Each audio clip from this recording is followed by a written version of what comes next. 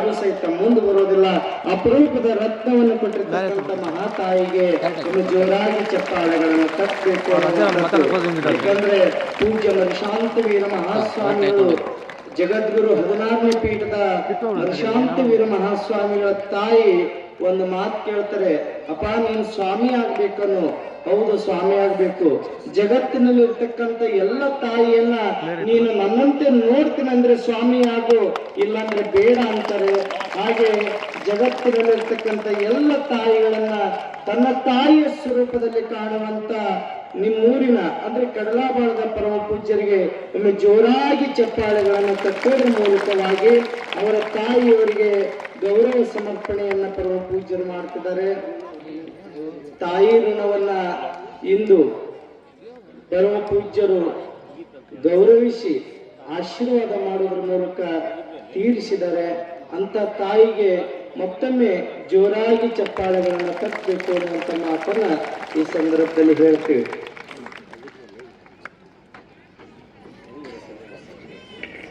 ಗೌರವ ಸಮರ್ಪಣೆಯನ್ನ ಸ್ವೀಕಾರ ಮಾಡಿದಂತಹ ತಾಯಿಗೆ ಒಂದು ದೊಡ್ಡ ಚಪ್ಪಾಳೆಯನ್ನ ಮತ್ತೊಮ್ಮೆ ಹಾಕಬೇಕು.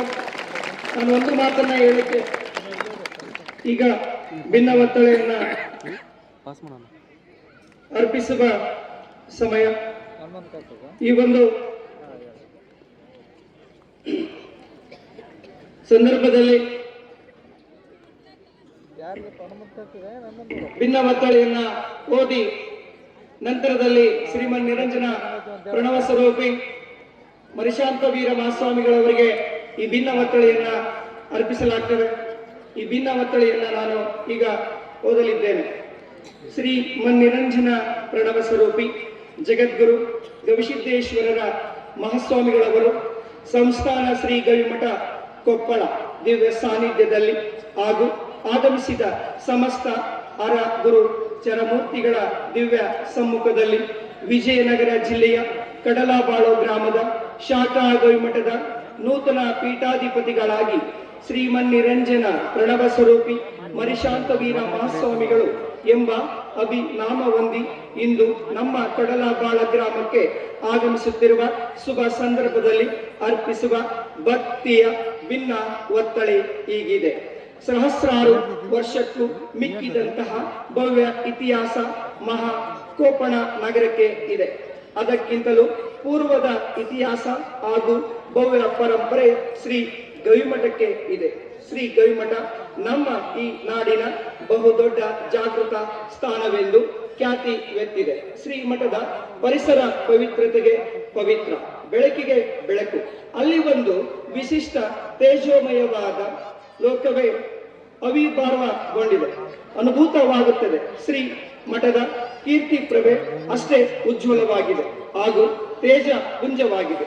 ಶ್ರೀಮಠವು ಪರಮ ಪೂಜ್ಯ ಜಗದ್ಗುರು ರುದ್ರಮುನಿ ಶಿವಯೋಗಿಗಳಿಂದ ಮೊದಲುಗೊಂಡು ಪ್ರಸ್ತುತ ಇಂದಿನ ಪೀಠಾಧಿಪತಿಗಳಾದ ಜಗದ್ಗುರು ಗವಿಸಿದ್ದೇಶ್ವರರ ಮಹಾಸ್ವಾಮಿಗಳವರೆಗೆ 18 ಪೀಠಾಧೀಶರನ್ನು ಹೊಂದಿದಂತಹ ಹೆಗ್ಗಳಿಕೆಗೆ ಪಾತ್ರವಾಗಿದೆ. ಈ ಪೀಠ ಪರಂಪರೆಯಲ್ಲಿ ಸಾಗಿ ಬಂದಂತಹ 16ನೇ ಪೀಠಾಧಿಪತಿಗಳಾಗಿದ್ದಂತಹ ಜಗದ್ಗುರು ಮರಿಶಾಂತವೀರ ಮಹಾಸ್ವಾಮಿಗಳವರು ಈ ನಾಡು ಕಂಡ ಅಪ್ರತಿಮ ವಿದ್ಯಾವಂತರು ಹಾಗೂ ವಿದ್ಯಾ ಪ್ರೇಮಿಗಳು ಆಗಿದ್ದವರು.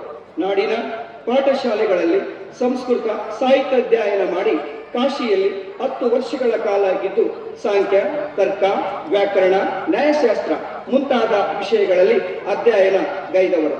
ಬಂಗಾಳಿ, ಹಿಂದಿ, ಕನ್ನಡ, ಮರಾಠಿ ಭಾಷೆಗಳಲ್ಲಿ ಓದಿ ಪಂಡಿತೋತ್ತಮರಾದವರು. ಶ್ರೀ ಮಠದ ಪೀಠಾಧೀಶರಾದ ತರುವಾಯದಲ್ಲಿಯೇ ನಾನೊಬ್ಬನೇ ಶಿಕ್ಷಣ ಪಡೆದರೆ ಸಾಲದು.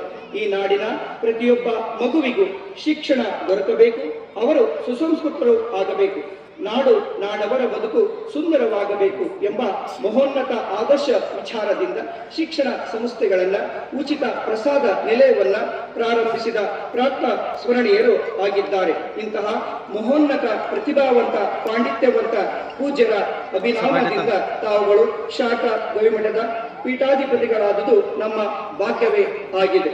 ಎತ್ತಡ ಮಾಮನ ಎತ್ತಣ ಕೋಗಿಲೆ ಎತ್ತಣದೆತ್ತ ಸಂಬಂಧವಯ್ಯ ಎನ್ನುವ ಅಕ್ಕನ ವಚನದಂತೆ ಎಲ್ಲಿಯ ಕಲಬುರಗಿ ಜಿಲ್ಲೆಯ ಬಿರಾಳ ಗ್ರಾಮ, ಎಲ್ಲಿಯ ಕೊಪ್ಪಳ ಶ್ರೀ ಗವಿಮಠ ಅಲ್ಲವೇ? ಬಿರಾಳ ಗ್ರಾಮದ ಹಿರಿಮಠದ ಬಸವರಾಜಯ್ಯ ಹಾಗೂ ಶಕುಂತಲಮ್ಮ ದಂಪತಿಗಳಲ್ಲಿ ಗಳವರಲ್ಲಿ ಜನಿಸಿ ಪ್ರಶಾಂತ ದೇವರಾಗಿ ಖ್ಯಾತಿಗೊಂಡವರಾಗಿರುವಿರಿ. ಪ್ರಾಥಮಿಕ ಪ್ರೌಢಶಾಲಾ ಶಿಕ್ಷಣವನ್ನು ನೆರೆಯ ಗ್ರಾಮಗಳಲ್ಲಿ ಪೂರೈಸಿ ಆಧ್ಯಾತ್ಮ ಅನುಭವ, ತತ್ವಜ್ಞಾನ, ಸಂಸ್ಕೃತ ಸಾಹಿತ್ಯಕ್ಕೆ ಆತೊರೆದು ಶ್ರೀ ಗವಿಮಠ ಅಂಗಳಕ್ಕೆ ಬಂದು ಪರಮ ಪೂಜ್ಯ ಶ್ರೀಗಳವರ ಸಾನ್ನಿಧ್ಯದಲ್ಲಿದ್ದು ಅವರ ಸೇವಾರ್ಥಿಗಳಾಗಿ ಶ್ರೀಗಳವರ ಪಿತ್ರಾಗ್ರಹಕ್ಕೆ ಪಾತ್ರರಾದರು. ಸದ್ವಿನಯ ವಿನಮ್ರತೆಯಿಂದ ಸೇವೆಗೈದು ಪೂಜ್ಯ ಗುರುನಾಥನ ಕೃಪೆಗೆ ಪಾತ್ರರಾಗಿದ್ದೀರಿ. ಓರ್ವ ಆದರ್ಶ ಸಾಧಕರ ಸರಳತೆ, ಸಂಯಮ ಹಾಗೂ ಶಿಸ್ತನ್ನ ಮೈಗೂಡಿಸಿಕೊಂಡು ಬೆಳೆದಿರುವ ತಾವುಗಳು ಸ್ವಾಮಿತ್ವದ ಹೆಸರಿಗೆ ಅನ್ವರ್ಥರಾದವರಾಗಿದ್ದೀರಿ. ಕನ್ನಡ, ಇಂಗ್ಲಿಷ್, ಹಿಂದಿ ಹಾಗೂ ಸಂಸ್ಕೃತ ಭಾಷೆಗಳಲ್ಲಿ ಪಾಂಡಿತ್ಯವನ್ನ ಹೊಂದಿರುವಂತಹ ತಾವು ಶರಣ ಸಾಹಿತ್ಯ, ಯೋಗ, ಶಿವಯೋಗಗಳನ್ನು ಅಧ್ಯಯನ ಮಾಡಿ ನಿಜ ಜೀವನದಲ್ಲಿ ಅಳವಡಿಸಿಕೊಂಡು ತಮ್ಮ ಘನ ವ್ಯಕ್ತಿತ್ವವನ್ನ ರೂಪಿಸಿಕೊಂಡವರು. ಪೂಜ್ಯ ಜಗದ್ಗುರು ಗವಿಸಿದ್ದೇಶ್ವರರ ಮಹಾಸ್ವಾಮಿಗಳವರು ನಾಡಿನಾದ್ಯಂತ ಪ್ರವಚನ ಸೇವೆಗೈದು ಜನರನ್ನ ಭವ ಬಂಧನದಿಂದ ದೂರ ಮಾಡಿದವರು. ಅವರ ಕೃಪಾ ಬೆಳಕಲ್ಲಿ ತಾವು ಸಹ ಶ್ರೀಮಠದ ಶಿವಾನುಭವ ಬೆಳಕಿನೆಡೆಗೆ ಕಾರ್ಯಕ್ರಮಗಳಲ್ಲಿ ವಿಶಿಷ್ಟ ಪ್ರವಚನ ನೀಡಿ ಜನರ ಮನವನ್ನ ತಿದ್ದಿದ್ದೀರಿ. ಅರಸಿ ಬಂದ ಭಕ್ತರ ಹೃದಯದಲ್ಲಿ ಆಧ್ಯಾತ್ಮಿಕದ ಜ್ಯೋತಿಯನ್ನು ಬೆಳೆಸಿರುತ್ತೀರಿ. ಅತ್ಯಂತ ಕಿರಿಯ ವಯಸ್ಸಿನಲ್ಲಿಯೇ ಹಿರಿಯದಾದ ಸಾಧನೆಯನ್ನು ಮಾಡುತ್ತಿರುವ ತಾವು ನಮ್ಮ ಕಡಲಬಾಳು ಶಾಖಾ ಗವಿಮಠಕ್ಕೆ ಪೀಠಾಧಿಪತಿಗಳಾಗುತ್ತಿರುವುದು ನಮ್ಮೆಲ್ಲರ ನಮ್ಮ ಕಡಲಬಾಳು ಗ್ರಾಮದ ತುಂಬು ಹೆಮ್ಮೆಯ ಸಂಗತಿಯಾಗಿದೆ. ಶ್ರೀ ಮಠದ ಸಮಸ್ತ ಸದ್ಭಕ್ತರಿಗೆ ಸಂತಸ ತಂದಿದೆ. ಶ್ರೀ ಮಠದ ಎಲ್ಲ ಪರಮ ಶಿವಯೋಗಿಗಳವರ ಜೀವನದ ಆದರ್ಶಗಳನ್ನು ಪರಿಪಾಲಿಸುತ್ತಾ ವಿದ್ಯಾ ಪ್ರಸಾರಗೈಯುತ್ತಾ ಶ್ರೀ ಮಠವನ್ನ ಮುನ್ನಡೆಸುತ್ತಾ ಶ್ರೀ ಮಠದ ಕೀರ್ತಿಯನ್ನ ಹೆಚ್ಚಿಸುತ್ತೀರಿ ಎಂದು ಆಶಿಸುತ್ತಾ ಪೂಜ್ಯ ಸನ್ನಿಧಿಗೆ ಈ ಭಕ್ತಿಯ ಭಿನ್ನ ವರ್ತಳೆಯನ್ನ ಅರ್ಪಿಸುತ್ತಿದ್ದೇವೆ. ಇಂದ ಕಡಲಬಾಳು ಗ್ರಾಮದ ಸಕಲ ಸದ್ಭಕ್ತರು, ಕಡಲಬಾಳು ಅಗ್ರಿಬೊಮ್ಮನಹಳ್ಳಿ ತಾಲೂಕು, ವಿಜಯನಗರ ಜಿಲ್ಲೆ, ದೊಡ್ಡ ಚಪ್ಪಾಳೆಯ ಮೂಲಕವಾಗಿ ಈ ಒಂದು ಭಿನ್ನ ವರ್ತಳೆಯನ್ನ ಕಡಲಬಾಳು ಗ್ರಾಮದ ಎಲ್ಲ ಸಕಲ ಸದ್ಭಕ್ತರ ಪರವಾಗಿ ಡಾಕ್ಟರ್ ಹಿರಿಶಾಂತವೀರ ಮಹಾಸ್ವಾಮಿಗಳು ಭಿನ್ನ ವರ್ತಳೆಯನ್ನ ಅರ್ಪಿಸಬೇಕಾಗಿ ನಾನು ಅವರಲ್ಲಿ ಕೇಳ್ಕೊಳ್ತಾ ಇದ್ದೇನೆ. ಇಷ್ಟೊತ್ತು ಈ ಭಿನ್ನ ವರ್ತಳೆಯನ್ನ ಓದಲಿಕ್ಕೆ ಅವಕಾಶವನ್ನ ಮಾಡಿಕೊಟ್ಟಿರ್ತಕ್ಕಂತಹ ಅಭಿನವ ಗವಿಸಿದ್ದೇಶ್ವರರ ಪಾದ ಕಮಲಗಳಿಗೆ ಸ್ಪರ್ಶಿಸಿ, ಎಲ್ಲ ಪೂಜ್ಯರ ಪಾದ ಕಮಲಗಳಿಗೆ ಸ್ಪರ್ಶಿಸಿ ಈಗ ಈ ಭಿನ್ನ ವರ್ತಳೆಯನ್ನ ಎಲ್ಲ ಕಡಲಬಾಳು ಗ್ರಾಮದ ಸದ್ಭಕ್ತರ ಪರವಾಗಿ ಮರಿಶಾಂತವೀರ ಮಹಾಸ್ವಾಮಿಗಳವರಿಗೆ ಭಿನ್ನ ವರ್ತಳೆಯನ್ನ ಅರ್ಪಿಸಲಾಗ್ತದೆ. ಶ್ರೀಮನ್ ನಿರಂಜನ ಪ್ರಣವ ಸ್ವರೂಪಿ ಮರಿಶಾಂತವೀರ ಮಹಾಸ್ವಾಮಿಗಳ ಮಹಾರಾಜ್ ಕಿ ಜೋರಾಗಿರ್ತಕ್ಕಂತಹ ಜಯಘೋಷ ಬರಬೇಕು. ಮರಿಶಾಂತವೀರ ಮಹಾರಾಜ್ ಕಿ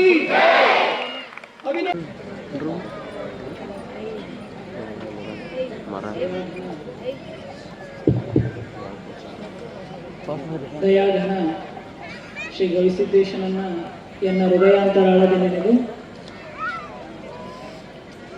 ಪರಮ ಪೂಜ್ಯ ಲಿಂಗೈಕ್ಯ ಶ್ರೀ ಶಶಿಧರ ಮಹಾಸ್ವಾಮಿಗಳ ಕರ್ತೃಗದ್ದುಗೆಗೆ ಹಣೆ ಮಾಡಿದ್ದು ಈ ಕಾರ್ಯಕ್ರಮದಲ್ಲಿ ಪಾವನ ಸಾನ್ನಿಧ್ಯವನ್ನು ವಹಿಸಿದಂತಹ ನನ್ನ ಮಾತೃ ಉದಯ ಗುರುದೇವರ ಶ್ರೀಚರಣಗಳಲ್ಲಿ ವಂದಿಸಿ, ಹಾಗೆ ವೇದಿಕೆ ಮೇಲೆ ಉಪಸ್ಥಿತರಿರುವ ಎಲ್ಲ ಪೂಜ್ಯರ ಅಡಿಧಾವರಗಳಲ್ಲಿ ವಂದಿಸಿ, ಇಲ್ಲಿ ಪಾಲ್ಗೊಂಡಿರುವಂತಹ ಗವಿಸಿದ್ದೇಶನ ಪ್ರತಿರೂಪವೇ ಆದ ಎಲ್ಲ ಶರಣ ತಂದೆ ತಾಯಿಗಳೇ ಹಾಗೂ ನನ್ನ ಪ್ರೀತಿಯ ಮುದ್ದು ಮಕ್ಕಳೇ, ನಿಮಗೆಲ್ಲ ಶರಣಾರ್ಥಿಗಳು.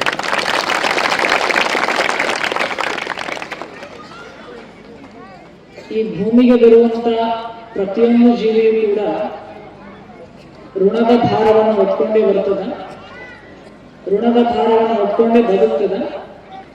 ಆದರೆ ಈ ಭೂಮಿಯನ್ನು ಬಿಟ್ಟು ಹೋಗುವಾಗ ತನ್ನ ಪಾಲಿನ ಋಣವನ್ನು ಮುಟ್ಟಿಸಿ ಹೋಗ್ತದೆ. ಆದರೆ ಮನುಷ್ಯ ಬರುವಾಗ ಋಣದ ಭಾರವನ್ನು ಹೊತ್ಕೊಂಡೇ ಬರ್ತಾನ, ಋಣದ ಭಾರವನ್ನು ಹೊತ್ಕೊಂಡೇ ಬದುಕ್ತಾನ. ಆದರೆ ಭೂಮಿಯನ್ನು ಬಿಟ್ಟು ಹೋಗುವಾಗ ತನ್ನ ಪಾಲಿನ ಋಣವನ್ನ ಮುಟ್ಟಿಸಬೇಕು ಅನ್ನುವ ಸತ್ಯ ಮರೆತು ಬಿಡ್ತಾನೆ. ನೋಡ್ರಿ, ನಾವು ಸೂಕ್ಷ್ಮವಾಗಿ ಈ ನಿಸರ್ಗವನ್ನು ಗಮನಿಸಿದಾಗ ಇಲ್ಲಿ ಪ್ರತಿಯೊಂದು ಏನ್ ಮಾಡಕತ್ತೈತಿಪ್ಪ ಅಂದ್ರೆ ತನ್ನ ಪಾಲಿನ ಋಣ ತಾ ಮುಟ್ಸಕತ್ತೈತಿ. ಎಲ್ಲ ಜೀವಿಗಳು ಕೂಡ ಋಣಮುಕ್ತತೆಯ ಕಡೆ ಹೆಜ್ಜೆ ಹಾಕಕತ್ತವ, ಮನುಷ್ಯನನ್ನು ಹೊರತುಪಡಿಸಿ. ಅವು ಹೆಂಗೆ ತನ್ನ ಪಾಲಿನ ಋಣವನ್ನು ತಾವು ಮುಟ್ಸಕತ್ತವ ಅಂದ್ರೆ, ಮಣ್ಣ ತಿಂದು ಸಿಹಿ ಹಣ್ಣ ಕೊಡುವ ಮರ ನೀಡಿ ನೀಡಿ ಮುಕ್ತ, ಬೇವ ಅಗಿವ ಸವಿ ಗಾನದ ಹಕ್ಕಿಯು ಹಾಡಿ ಮುಕ್ತ ಮುಕ್ತ. ಒಂದು ಸಣ್ಣ ಸಸಿ ಇರ್ತೈತಿ, ಅದು ಒಂದು ದೊಡ್ಡ ಗಿಡ ಆಗಿ ನಿಂದಿರ್ತದೆ. ಗಿಡ ಆದ್ಮೇಲೆ ಅದು ವಿಚಾರ ಮಾಡ್ತದ, ನಾನು ಸಣ್ಣವಿದ್ದೆ ಇವತ್ತು ದೊಡ್ಡ ಗಿಡ ಆಗೀನಿ, ಮತ್ತ ದೊಡ್ಡ ಗಿಡ ಆಗೀನಿ ಅಂದ್ರ ನನ್ನ ಮೇಲೆ ಬಹಳ ಮಂದಿ ಋಣ ಐತಿ. ಯಾರ್ಯಾರ ಗಾಳಿ, ಬಿಸಿಲ, ನೀರ, ಬೆಳಕ, ಹೌದು, ಅವರೆಲ್ಲ ಋಣ ನನ್ನ ಮೇಲೆ ಐತಲ್ಲ ಅಂತ ವಿಚಾರ ಮಾಡಿ ಈ ಋಣನ ಹೆಂಗ ಮುಟ್ಟಿಸಬೇಕಪ್ಪ ಅಂತ ವಿಚಾರ ಮಾಡಿ ಅದೇನ್ ಮಾಡ್ತದ, ನೆರಳು ಕೊಡ್ತದ, ಹೂ ಕೊಡ್ತದ, ಹಣ್ಣು ಕೊಡ್ತದ. ಅದೇ ತರ ಒಂದು ಪಕ್ಷಿ ಬರ್ತದ, ಗಿಡದ ಮೇಲೆ ಕೊಂಡ್ಬರ್ತದ, ಹಣ್ಣು ತಿಂತದ, ಅದು ವಿಚಾರ ಮಾಡ್ತದ, ಏನಪ್ಪ ನನ್ನ ಮೇಲೆ ಎಷ್ಟು ಋಣ ಐತಲ್ಲ, ಎಲ್ಲೋ ಹಾರ್ಕೊಂತ ಬಂದೆ, ಹಳದಾಗ ನೀರು ಕುಡ್ದೆ, ಗಿಡದ ಮೇಲೆ ಕುಂತೆ, ಹಣ್ಣು ತಿಂದೆ, ಅಂದ್ರೆ ನಿಸರ್ಗದ ಋಣ ಇಷ್ಟೆಲ್ಲ ನನಗೈತಲ್ಲ, ನಾ ಈ ಋಣವನ್ನು ಹೆಂಗೆ ಮುಟ್ಟಿಸ್ಬೇಕು ಅಂತ ವಿಚಾರ ಮಾಡಿ ಅದು ಏನ್ ಮಾಡ್ತದಂದ್ರೆ ಸುಮ್ಮನೆ ತನ್ನ ಮಧುರವಾದ ಧ್ವನಿಯ ಮೂಲಕ ಹಾಡುತ್ತದೆ. ಹಾಡೋದ್ರ ಮೂಲಕ ತನ್ನ ಋಣವನ್ನು ಮುಟ್ಟಿಸ್ತದೆ. ಅಂದ್ರೆ ಈ ರೀತಿಯಾಗಿ ನಿಸರ್ಗದೊಳಗಿರುವ ಎಲ್ಲ ಜೀವಿಗಳು ತಮ್ಮ ತಮ್ಮ ಪಾಲಿನ ಋಣವನ್ನು ಮುಟ್ಟಿಸಕತ್ತವ. ಆದ್ರೆ ಮನುಷ್ಯ ಮಾತ್ರ ತನ್ನ ಪಾಲಿನ ಋಣ ಮುಟ್ಟಿಸಬೇಕು ಅನ್ನೋದು ಮರೆಯಕತ್ತವ. ಯಾಕಂದ್ರೆ ಮನುಷ್ಯನಿಗೂ ಕೂಡ ಋಣದ ಭಾರ ಬಹಳ ಇರ್ತದೆ. ಪ್ರತಿಯೊಬ್ಬನಿಗೂ ಕೂಡ ಬಹಳ ಮಂದಿ ಋಣ ಇರ್ತದೆ. ಅದಕ್ಕೆ ರಾಷ್ಟ್ರಕವಿ ದಿವಂಗತ GS ಶಿವರುದ್ರಪ್ಪನವರು ಒಂದು ಕಡೆಗೆ ಬರೀತಾರ, ಎನಿತು ಜನ್ಮದಲ್ಲಿ ಎನಿತು ಜೀವರಿಗೆ ಎನಿತು ನೀನು ಋಣಿಯೋ, ಈ ಬದುಕು ಎಂಬುದಿಗೂ ನೀ ತಿಳಿದು ನೋಡು ಋಣದ ರತ್ನ ಗಣಿಯೋ ಅಂತ ಹೇಳ್ತಾರೆ. ಅಂದ್ರ ಹುಟ್ಟಿದಾಗಿನಿಂದ ತಂದೆ ತಾಯಿ ಋಣ ಇರ್ತದ, ವಿದ್ಯೆ ಕಲಿಸಿದ ಗುರುವಿನ ಋಣ ಇರ್ತದ, ಕಷ್ಟದಲ್ಲಿ ಭಾಗಿಯಾದ ಸ್ನೇಹಿತರ ಋಣ ಇರ್ತದ. ಈ ರೀತಿ ನಮ್ಗೆ ಬಹಳ ಮಂದಿ ಋಣ ಇರ್ತದೆ. ನಾವು ಕೂಡ ಏನ್ ಮಾಡ್ಬೇಕಂದ್ರ ನಮ್ಮ ಪಾಲಿನ ಋಣವನ್ನು ನಾವು ಮುಟ್ಟಿಸಿ ಹೋಗ್ಬೇಕಾಗ್ತದೆ. ಆದ್ರೆ ಮನುಷ್ಯ ಹಂಗಲ್ಲ, ಸಾಧ್ಯ ಆದಷ್ಟು ಋಣ ಹೊತ್ಕೋಬೇಕಂತ ಮುಟ್ಸೋ ಕೆಲಸ ಮಾಡಲ್ಲ. ಈಗ ನೋಡ್ರಿ, ಒಬ್ಬ ಬ್ಯಾಂಕ್ನಾಗ ಲೋನ್ ತುಂಬಿದ್ದಂತ, ಲೋನ್ ಮುಟ್ಟಿಸ್ಬೇಕೋ ಬೇಡ, ಮುಟ್ಟಿಸ್ಬೇಕು.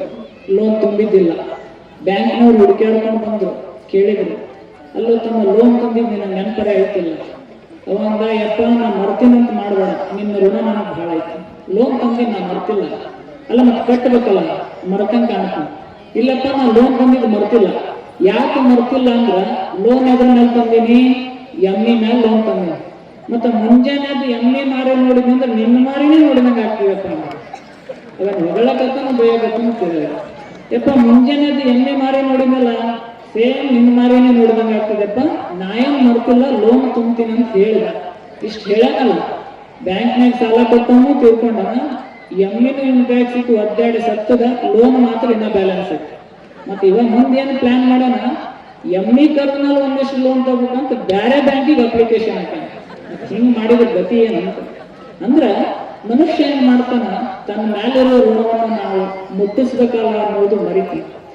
ನೀವನ್ಬೋದು ಒಂದ್ ವೇಳೆ ಋಣ ಮುಟ್ಟಿಸ್ಲಾರ್ದೆ ಹೋದ್ರೆ ಏನಾಗ್ತದ, ನಾವ್ ಯಾಕೆ ಈ ಜಗತ್ತಿನ ಋಣ ಮುಟ್ಟಿಸ್ಬೇಕು? ನೋಡ್ರಿ, ನೀವು ಊರಿಗೆ ಹೊಂಟಿರ್ತೀರಿ, ಊರಿಗೆ ಹೋಗುವಾಗ ಲಗೇಜ್ ಕಡಿಮೆ ಹೊತ್ಕೊಂಡು ಹೋದಷ್ಟು ನಿಮ್ಮ ಪ್ರಯಾಣ ಆರಾಮ ಇರ್ತದಂತಿರೋ, ಏನು ಬಹಳ ಹೊತ್ಕೊಂಡು ಹೋದ್ರೆ ಆರಾಮ ಇರ್ತದೋ? ಕಡಿಮೆ ಲಗೇಜ್ ತಗೊಂಡು ಹೋಗ್ಬೇಕು. ಲೆಸ್ ಲಗೇಜ್ ಮೋರ್ ಕಂಫರ್ಟ್ ಅಂತ ಹೇಳ್ತಾರೆ. ನೀವು ಎಷ್ಟು ಕಡಿಮೆ ಲಗೇಜ್ ತಗೊಂಡು ಹೋಗ್ತೀರಿ ಅಷ್ಟು ನಿಮ್ಮ ಪ್ರಯಾಣ ಸುಖವಾಗಿರ್ತದ. ಹಂಗ ಜೀವನದೊಳಗೂ ಕೂಡ ನಾವು ಕಡಿಮೆ ಋಣದ ಲಗೇಜ್ ಹೊತ್ಕೊಂಡು ಹೋದ್ವಿ ಅಂದ್ರ ನಮ್ಮ ಬದುಕಿನ ಪ್ರಯಾಣ ಕೂಡ ಸುಂದರವಾಗಿರ್ತದೆ. ಅದಕ್ಕೆ ನಾವೇನ್ ಮಾಡ್ಬೇಕು, ನಮ್ಮ ಪಾಲನೆ ಋಣವನ್ನ ನಾವು ಮುಟ್ಟಿಸುವ ಪ್ರಯತ್ನ ಮಾಡಬೇಕು. ವೈಯಕ್ತಿಕವಾಗಿ ನನ್ನ ಬದುಕಿನೊಳಗ ಕೊಪ್ಪಳದ ಗವಿಸಿದ್ದೇಶ್ವರ ಋಣ ಬಹಳ ಐತಿ, ಗವಿಮಠದ ಋಣ ಬಹಳ ಐತಿ. ಇವತ್ತು ನಾ ಏನ್ರೆ ಈಗ ಕೊಪ್ಪಳ ಗವಿಮಠದ ಬಗ್ಗೆ, ನಮ್ಮ ಅಜ್ಜರ ಬಗ್ಗೆ ಬಹಳ ಮಾತಾಡ್ಬೇಕು ಅಂದ್ರೆ ಸ್ವಲ್ಪ ಎಮೋಷನಲ್ ಆಗಿರ್ತೀನಿ. ಸೊ ಅವ್ರ ಮೇಲೆ ಇರುವಂತ ಪ್ರೀತಿ ಭಕ್ತಿಯನ್ನ ನಾನು ಬರೀ ಕಣ್ಣೀರಿನಿಂದಾಗಲಿ ಶಬ್ದಗಳಿಂದಾಗಲಿ ಅದನ್ನ ತೋರ್ಸಕ್ ಇಷ್ಟಪಡಲ್ಲ. ಅವ್ರು ಕೊಟ್ಟಿರೋ ಜವಾಬ್ದಾರಿಯನ್ನು ಅಚ್ಚುಕಟ್ಟಾಗಿ ನಿಭಾಯಿಸೋದ್ರ ಮೂಲಕ ಈ ಮಠದಲ್ಲಿ ಶಿಕ್ಷಣ ಸಿಗಬೇಕು, ಬಡ ಮಕ್ಕಳಿಗೆ ಒಳ್ಳೆಯದಾಗಬೇಕು, ಆ ರೀತಿಯಾಗಿ ಮುಂದಿನ ದಿನಮಾನಗಳಲ್ಲಿ ಆ ಕಾರ್ಯಗಳನ್ನು ಮಾಡೋದ್ರ ಮೂಲಕ ನಾನು ಅವರಿಗೆ ಗೌರವವನ್ನು ವ್ಯಕ್ತಪಡಿಸ್ತೀನಿ ಅಷ್ಟೇ. ಗವಿಮಠದ ಋಣ ನಮ್ಗೆ ಎಷ್ಟೈತೆ ಅಂದ್ರೆ, ನೋಡ್ರಿ, ಇವತ್ತು ನಾವು ಬರೇ ಹೊರಗೆ ಒಂದೊತ್ತು ಊಟ ಮಾಡ್ಬೇಕಂದ್ರೆ 100 ರೂಪಾಯಿ ಬೇಕು, ಬರೇ ಒಂದೊತ್ತು ನಾ ಹೇಳೋದು. ಒಂದೊತ್ತು ಊಟ ಮಾಡ್ಬೇಕಂದ್ರೆ ನಮಗೆ 100 ರೂಪಾಯಿ ಬೇಕು. ಗವಿ ಮಠ ನನಗೆ ದಿನಾಲು 100 ಹೊತ್ತು ಪ್ರಸಾದಕ್ಕೆ ಕೊಟ್ಟೈತಿ, ಆದ್ರೆ ಒಂದು ದಿನ ನಾವು ಬಿಲ್ ಕೇಳಿಲ್ಲ. ನಾವು ಹೊರಗೆಲ್ಲ ಹೋದಾಗ ಒಂದು ದಿನ ವಸ್ತಿ ಉಳ್ಕೋಬೇಕಂದ್ರ ಯಾತ್ರೆ ನಿವಾಸದಾಗ ಒಂದು 50 ರೂಪಾಯಿ ಕೊಡ್ಬೇಕು, ಅವ್ರು ರೆಂಟ್ ಕೇಳ್ತಾರೆ. ಗವಿ ಮಠ ನಮ್ಗೆ ಇಷ್ಟು ವರ್ಷಗಳ ಕಾಲ ಉಳ್ಕೊಳ್ಳೋದಕ್ಕೆ ಅವಕಾಶ ಕೊಟ್ಟಿತ್ತು, ಆದ್ರೆ ಒಂದು ದಿನ ಅವ್ರು ರೆಂಟ್ ಕೇಳಿಲ್ಲ. ನಾವು ಬಸ್ನಾಗ ಓಡಾಡ್ಬೇಕಂದ್ರ ಇಷ್ಟು ರೂಪಾಯಿ ಟಿಕೆಟ್ ಅಂತ ಇರ್ತದೆ, ಆಟೋದಾಗ ಹೋಗ್ಬೇಕಂದ್ರ ಇಷ್ಟು ರೂಪಾಯಿ ಅಂತ ಚಾರ್ಜ್ ಮಾಡ್ತಾರೆ. ನಾ ಗವಿ ಮಠದಾಗ ಇದ್ದಾಗ ದಿನಾಲು ಕಾರ್ನಾಗೆ ಓಡಾಡಿನ ಖರೆ, ಆದ್ರೆ ಕಾರಿಗೆ ಡೀಸೆಲ್ ಒಂದು ದಿನ ನಾನು ಹಾಕ್ಸಿಲ್ಲ. ಅಂದ್ರ ಮಠ ನಮ್ಗೆ ಇಷ್ಟೆಲ್ಲ ಕೊಟ್ಟಿತ್ತಲ್ಲ, ಆ ಮಠದ ಋಣ ಭಾಳ ಐತಿ. ಮಠದ ಋಣ ತೀರ್ಸೋದು ಕಷ್ಟ. ಅದೇ ರೀತಿ ನಮ್ಮ ಅಜ್ಜವ್ರ ಋಣ ತೀರ್ಸೋದು ಕಷ್ಟ. ನಮ್ಮ ಅಜ್ಜರ ಬಗ್ಗೆ ಹೇಳ್ಬೇಕಂದ್ರೆ ನಾನು ಪ್ರೀತಿಯಿಂದ ಗೌರವದಿಂದ ಮಾತೃ ಹೃದಯ ಅಂತ ಕರಿತಿರ್ತೇನೆ. ಯಾಕೆ ನಮ್ಮ ಅಜ್ಜರಿಗೆ ಮಾತೃ ಹೃದಯ ಅಂತಂದ್ರೆ, ನೋಡ್ರಿ ತಾಯಂದಿರಗಳನ್ನು ನೀವೆಲ್ಲ ಅಡಿಗೆ ಮಾಡ್ತೀರಿ, ಅಡಿಗೆ ಮಾಡಿ ನನ್ನ ಕೆಲಸ ಮುಗಿತು ಅಂತ ಹೇಳಿ ಊಟ ಮಾಡಿ ಮಕ್ಕಳಲ್ಲ, ಅಡಿಗೆ ಮಾಡಿದ ಮ್ಯಾಲೆ ಏನ್ ಮಾಡ್ತೀರಿ, ಮಕ್ಕಳಿಗೆ ಉಣಿಸೋ ಪ್ರಯತ್ನ ಮಾಡ್ತೀರಿ. ಹೆಂಗ್ ಉಣಿಸ್ತೀರಿ? ಚಂದ ಮಾಮನ್ ತೋರ್ಸಿ ಉಣಿಸ್ತೀರಿ, ಮತ್ತ ಮನೆ ಮುಂದೆ ಕುಂತು ಹೋಗ ಬರೋ ಮಂದಿಗೆ ತೋರ್ಸಿ ಉಣಿಸ್ತೀರಿ. ಕಡಿಗೆ ಆ ಮಗು ಬಹಳ ಹಠ ಮಾಡಿತಂದ್ರ ಈಗ ದೇವ್ ಬರ್ತದ, ದೇವ್ ಕೈ ಕೊಡ್ತೀವಿ ನೋಡ ಅಂಜಿಸಿ ಊಟ ಮಾಡಿಸ್ತೀರಿ. ಹೌದಲ್ಲ? ಅಂದ್ರ ಒಬ್ಬ ತಾಯಿ ಅಡಿಗೆ ಮಾಡಿ ಮಕ್ಕಳಿಗೆ ಉಣಿಸೋ ಪ್ರಯತ್ನ ಮಾಡಿದ್ದಿಲ್ಲ ಅಂದ್ರ ಜಗತ್ತಿನಾಗ ಯಾವ ಮಕ್ಕಳು ದೊಡ್ಡವರಾಗ್ತಿದ್ದಿಲ್ಲ. ಹಂಗ ಆ ರೀತಿಯಾಗಿ ನಮ್ಮ ಅಜ್ಜೋರು ತಾಯಿ ಅಂತ ನಮಗೆ ಅನ್ನ ಅಕ್ಷರ ಆಶ್ರಯ ಕೊಟ್ಟು ಬೆಳೆಸಿದ್ದಿಲ್ಲ ಅಂದ್ರೆ ಇವತ್ತು ನಾವು ದೊಡ್ಡ ಸ್ಥಾನ ಕುಂದಿರ್ತಿದ್ದೇವೆ. ಅದಕ್ಕೆ ನಮ್ಮ ಅಜ್ಜೋರ್ನ ಕೂಡ ಬಹಳ ಐತಿ. ನೋಡ್ರಿ, ಈ ಜಗತ್ತಿನೊಳಗೆ ಸುಮ್ಮನೆ ಪರಮಾತ್ಮನ ಕೃಪೆ ಆಯ್ತು ಅಂದ್ರೆ ಏನಾಗ್ತದೆ, ಜಡವಾದ ಕಟ್ಟಿಗೆಯೊಳಗೆ ಸುಗಂಧ ಬರ್ತದೆ. ಉದಾಹರಣೆ ಶ್ರೀಗಂಧದ ಕಟ್ಟಿಗೆ ಜಡ ಅದ, ಆದ್ರೆ ಅದ್ರಾಗ ಸುಗಂಧ ಬರ್ತದೆ. ಪರಮಾತ್ಮನ ಕೃಪೆ ಆಯ್ತು ಅಂದ್ರೆ ಜಡವಾದ ಕಟ್ಟಿಗೆಯೊಳಗೆ ಸುಗಂಧ ಬರ್ತದ, ಜಡವಾದ ಕಟ್ಟಿಗೆಗೆ ಕಿಮ್ಮತ್ತು ಬರ್ತದ. ಹಂಗ ಒಬ್ಬ ಗುರುವಿನ ಕೃಪೆ ಆಯ್ತು ಅಂದ್ರೆ ಜಡವಾದ ಶರೀರವು ಕೂಡ ಪೂಜೆಗೊಳ್ತದ ಅನ್ನೋದಕ್ಕೆ ನಾನೇ ಸಾಕು. ಒಬ್ಬ ಗುರುವಿನ ಕೃಪೆ ಆಯ್ತಂದ್ರ ಜಡವಾದ ಶರೀರವು ಪೂಜೆಗೊಳ್ತದೆ. ಹೆಂಗಪ್ಪ ಅಂದ್ರ, ಉದಾಹರಣೆ ಮುಂಜಾನೆ ಅದು ನೀವೆಲ್ಲ ಕನ್ನಡ ಮಾರಿ ನೋಡ್ಕೊಂತೀರಿ. ಕನ್ನಡ ಮಾರಿ ನೋಡ್ಕೊಂಡ ತಕ್ಷಣ ಹಿಂಗ್ ಕೈ ಮುಗಿದ್ರೇನೆ ಯಾವತ್ತಾರೆ ನಿಮ್ ಕನ್ನಡಿಗೆ ನೀವು ಕೈ ಮುಗಿದ್ರೆ ಇಲ್ಲ. ಮತ್ ನಾವೆಲ್ಲನ ಕಂಡ್ವಿ ಅಂದ್ರ ಎದ್ ನಿಂತ ಕೈ ಮುಗಿತೀವಿ. ಹೌದಾ? ಆಶ್ಚರ್ಯ ಅಂದ್ರ ನಿಮಗೂ 2 ಕಾಲ ಅದಾವ, ನಮಗೂ 2 ಕಾಲ ಅದಾವ. ಮತ್ ಮುಂಜಾನೆ ಯಾರನ್ನ ನಿಮ್ಮ ಪಾದ ನೀರು ತೊಳ್ಕೊಂಡು ಮನೆ ತುಂಬ ಹೊಡೆದ್ರ ಹಂಗ ಮಾಡಿದ್ರೆ ಧಾರವಾಡ ಹೋಗ್ತೀವಿ. ಹೌದಾ? ಮತ್ತೆ ನಾವು ನಿಮ್ಮ ಮನೆಗೆ ಬಂದಾಗ ನಮ್ಮ ಪಾದ ನೀರು ತೊಗೊಂಡು ಮನೆ ತುಂಬ ಬಿಡ್ತೀವಿ. ಎಷ್ಟು ಆಶ್ಚರ್ಯ! ಅಂದ್ರ ಯಾವ ರೀತಿ ಪರಮಾತ್ಮನ ದೃಷ್ಟಿ ಬಿತ್ತು ಅಂದ್ರೆ ಜಡವಾದ ಕಟ್ಟಿಗೆಯೂ ಕೂಡ ಬೆಲೆ ಬಾಳುವಂತ ವಸ್ತು ಆಗ್ತದೆ. ಹಂಗ ಸುಮ್ಮನೆ ಗುರುವಿನ ದೃಷ್ಟಿ ಬಿತ್ತು ಅಂದ್ರೆ ಜಡವಾದ ಶರೀರವು ಕೂಡ ಬೆಲೆ ಬರುವಂತದ್ದಾಗ್ತದೆ. ಈಗ ನಮ್ಮ ಹಗರಿ ಬೊಮ್ಮನಹಳ್ಳಿ ಬಸ್ ಸ್ಟ್ಯಾಂಡ್ ಐತೆ. ಆ ಬಸ್ ಸ್ಟ್ಯಾಂಡ್ ಬಹಳ ಬಸ್ ನಿಂತಿರ್ತಾವ. ಎಲ್ಲಾ ಬಸ್ಗಳು ಒಂದೇ ಇರ್ತಾವ, ತಗಡಿನ ಬಸ್ಗಳು. ಆದ್ರೆ ಅದ್ರಾಗ ಬೆಂಗಳೂರು ಬಸ್ಸಿಗೆ ಬಹಳ ಬೆಲೆ ಇರ್ತದೆ, ಭಾರಿ ಡಿಮ್ಯಾಂಡ್. ಯಾಕ? ಅದಕ್ಕೆ ಬೋರ್ಡ್ ಬೆಂಗಳೂರು ಅಂತ ಹಾಕ್ಯಾರ. ಹೌದಲ್ಲ? ಹೆಂಗ ಬೆಂಗಳೂರು ಅಂತ ಬೋರ್ಡ್ ಹಾಕಿರುವ ಆ ಬಸ್ಸಿಗೆ ಬೆಲೆ ಐತಲ್ಲ, ಹಂಗ ಇದು ಕೂಡ ತಗಡಿನ ಬಸ್ ಇದ್ದಂಗ. ಆದ್ರೆ ಇವತ್ತು ಇದಕ್ಕೆ ಯಾಕೆ ಬೆಲೆ ಬಂದದ ಅಂದ್ರೆ ಇದ್ರ ಹಿಂದೆ ಬೋರ್ಡ್ ಯಾವ್ದು ಹಾಕ್ಯಾರ ಅಂದ್ರೆ ಗವಿಸಿದ್ದೇಶ್ವರ ಅನ್ನೋ ಬೋರ್ಡ್ ಹಾಕ್ಯಾರ. ಗವಿಸಿದ್ದೇಶ್ವರ ಅನ್ನೋ ಬೋರ್ಡ್.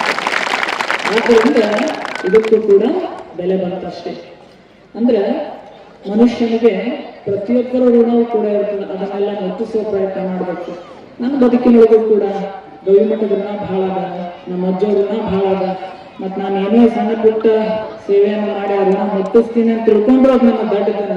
ಯಾಕಂದ್ರ ಈ ಜನ್ಮ ಪೂರ್ತಿ ನಾ ಎಷ್ಟು ಸೇವೆ ಮಾಡಿದ್ರು ಆ ಋಣ ಮುಗಿಯೋದಕ್ಕೆ ಸಾಧ್ಯ ಇಲ್ಲ. ಅಷ್ಟೊಂದು ಋಣದ ಭಾರ ನನ್ನ ಮೇಲೆ ಅದ. ಅವರು ಕೊಟ್ಟಿರುವಂತ ಸೇವೆಯನ್ನ ನಿಮ್ಮ ಜೊತೆ ಒಬ್ಬ ಸೇವಕನಾಗಿ ನಾನು ಮಠದ ಸೇವೆಯನ್ನ ಮಾಡೋದ್ರ ಮೂಲಕ ಸುಮ್ಮನೆ ಆ ಋಣ ಮುಗಿಸೋ ಪ್ರಯತ್ನ ಮಾಡೋದಷ್ಟೇ. ಯಾವ ರೀತಿ ಒಬ್ಬ ಮಗಳನ್ನ ನೀವು ಮದುವೆ ಮಾಡಿ ಕೊಟ್ಟಾಗ ಅಕ್ಕಿಗೆ ಹೋಗಾಗ 2 ಮಾತು ಹೇಳಿ ಕಳಿಸ್ತೇವೆ, ಬುದ್ಧಿ ಮಾತು ಹೇಳ್ತೇವೆ. ಹಂಗ ಇವತ್ತು ನಾನು ಕೊಪ್ಪಳದಿಂದ ಬರ್ಬೇಕಾದ್ರೆ ನಮ್ಮ ಅಜ್ಜರು ನನಗೆ 2 ತಿಳುವಳಿಕೆಯ ಮಾತುಗಳನ್ನು ಹೇಳಿದ್ರು. ಅವು ಏನ್ ಮಾತು ಹೇಳ್ಯಾರ ಅಂದ್ರೆ, ಒಂದೇದ್ದು ನೋಡ್ರಿ, ಇವತ್ತಿಂದ ನಿಮ್ಗೊಂದು ಜವಾಬ್ದಾರಿ ಕೊಟ್ಟಿವಿ, ನೀವು ಮಠದ ಸೇವಾ ಮಾಡ್ಬೇಕು.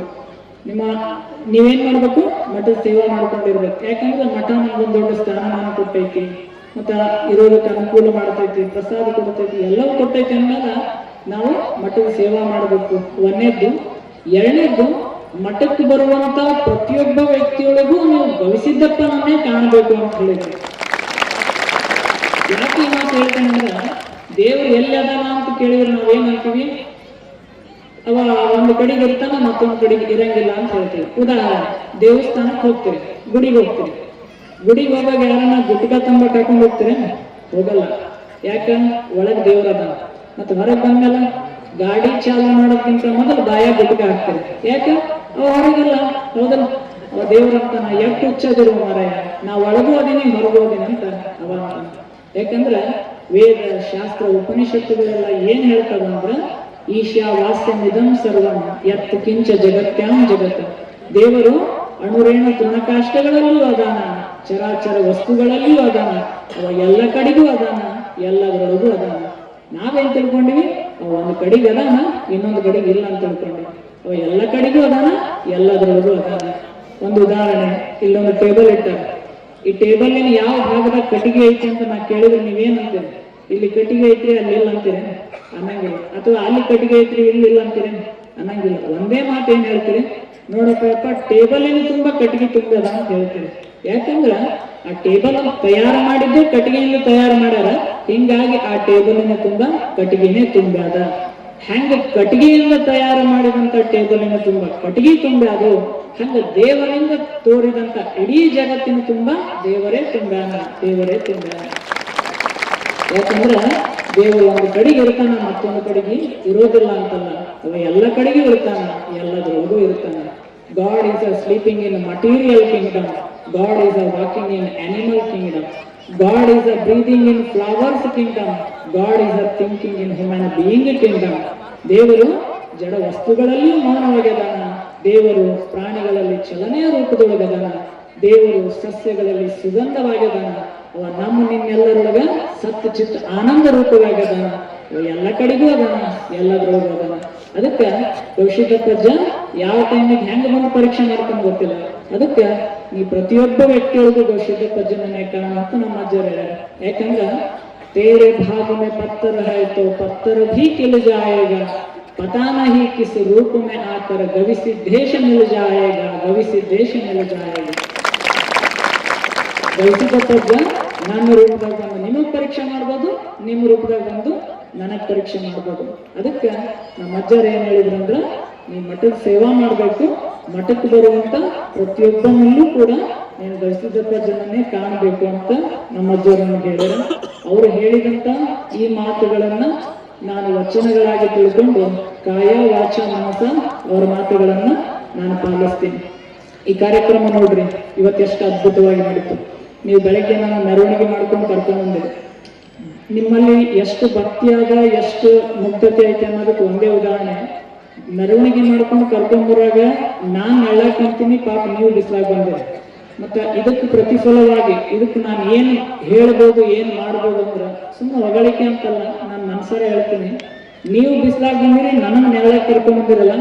ಇದಕ್ಕೆ ಪ್ರತಿಫಲವಾಗಿ ಮುಂದಿನ ದಿನಗಳಲ್ಲಿ ನಿಮ್ಮ ಬದುಕಿನೊಳಗೆ ಈ ಮಠ ನೆರಳಾಗಿರುವಂತ ಕಾರ್ಯಗಳನ್ನು ನಾನು ಮಾಡೋ ಪ್ರಯತ್ನ ಮಾಡ್ತೀನಿ.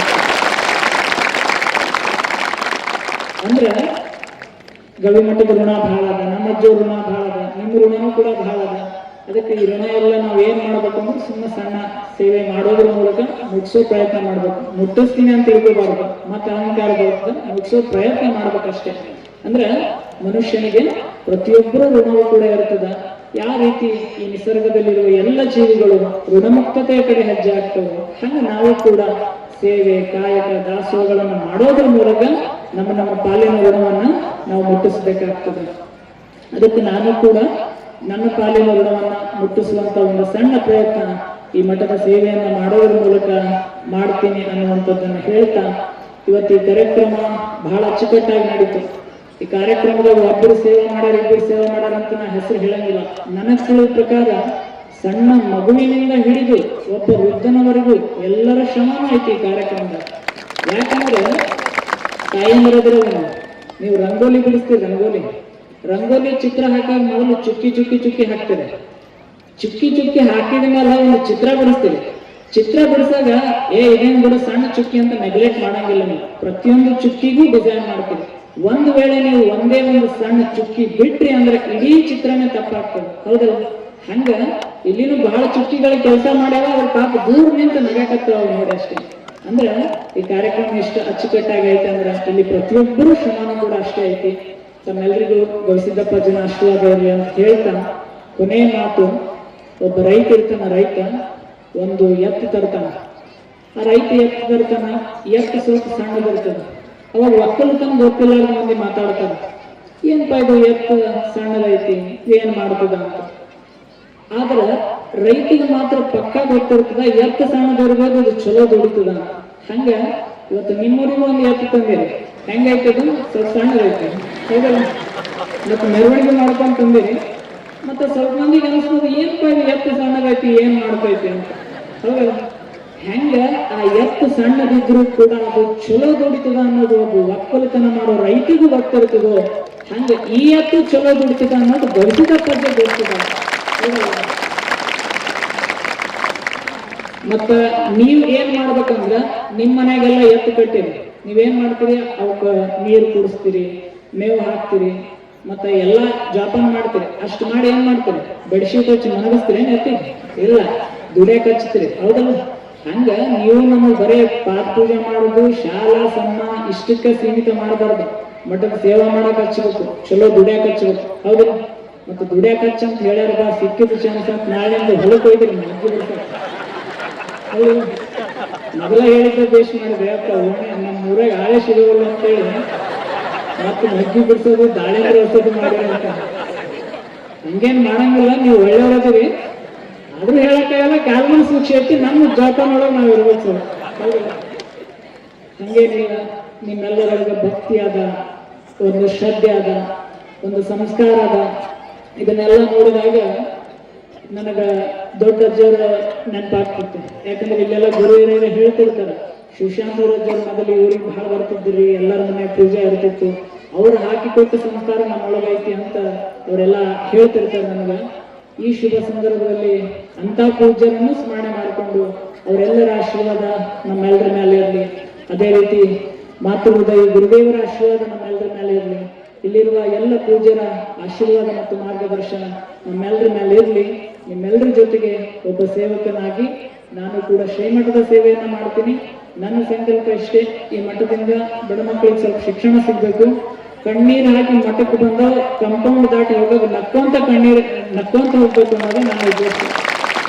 ಆದ್ದರಿಂದ ನಮ್ಮ ಅಜ್ಜರ ಆಶೀರ್ವಾದ ಮತ್ತು ನಿಮ್ಮೆಲ್ಲರ ಪ್ರೀತಿ ಪ್ರೋತ್ಸಾಹದೊಂದಿಗೆ ಮಠದ ಒಂದು ಕಾರ್ಯಗಳನ್ನು ಮಾಡೋಣ ಅನ್ನೋ ಮಾತುಗಳನ್ನು ಹೇಳಿ ನಮಗೆಲ್ಲ ಪೂಜ್ಯರ ಆಶೀರ್ವಾದ ಇರಲಿ ಅಂತ ಹೇಳ್ತಾ ನಾನು ಮಾತಿಗೆ ವಿರಾಮ ಕೊಡ್ತೀನಿ. ಶರಣರು.